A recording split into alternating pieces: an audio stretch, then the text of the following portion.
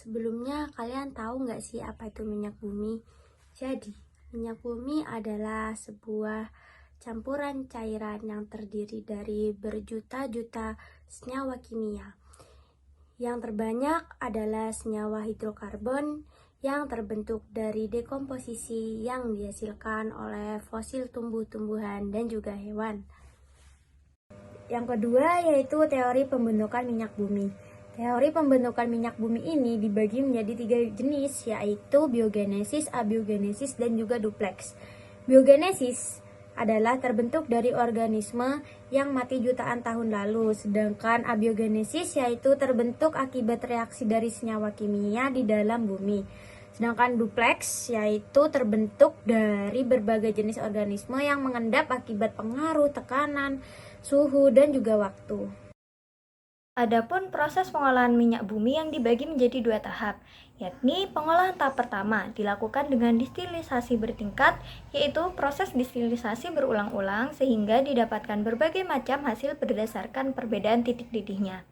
Nah, kemudian ada pengolahan tahap 2. Pada pengolahan tahap kedua dilakukan berbagai proses lanjutan dari hasil penyulingan pada tahap pertama. Proses-proses tersebut meliputi yang pertama yaitu ada perengkahan atau cracking, yakni dilakukan dengan melakukan perubahan struktur kimia pada senyawa-senyawa hidrokarbon. Kemudian ada proses ekstraksi, yaitu pembersihan produk dengan menggunakan pelarut sehingga didapatkan hasil yang lebih banyak dan mutu lebih baik.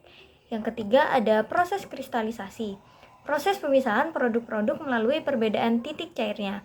Dan yang terakhir yaitu pembersihan dari kontaminasi atau treating. Pada proses sebelumnya seringkali terjadi kontaminasi atau pengotoran.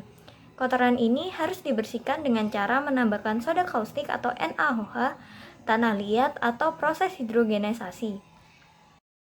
Terdapat 8 produk dari masing-masing fraksi minyak bumi terbentuk dari proses distilisasi minyak bumi mentah sesuai dengan titik didih masing-masing.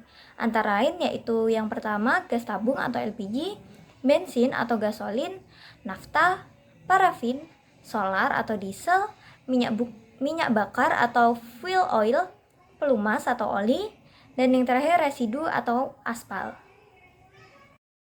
Assalamualaikum warahmatullahi wabarakatuh. Saya Michael Geraldo dari absen 15 akan menjelaskan tentang kelebihan dan kekurangan minyak bumi. Kelebihan kekurangan minyak bumi yang pertama itu mudah ditransportasikan.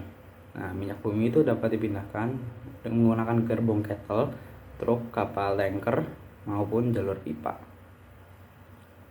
Yang kedua itu menghasilkan berbagai macam hasil pengolahan. Nah, contoh hasil pengolahannya yaitu bensin, minyak tanah, aftur, solar, dan lain-lain.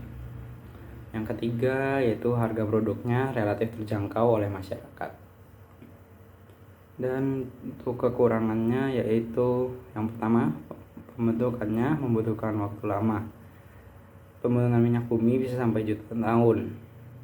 Pembentukan adalah dari batuan asal atau source rock, dan batuan asal yang paling tua adalah 600 juta tahun dan yang paling muda adalah 1 juta tahun.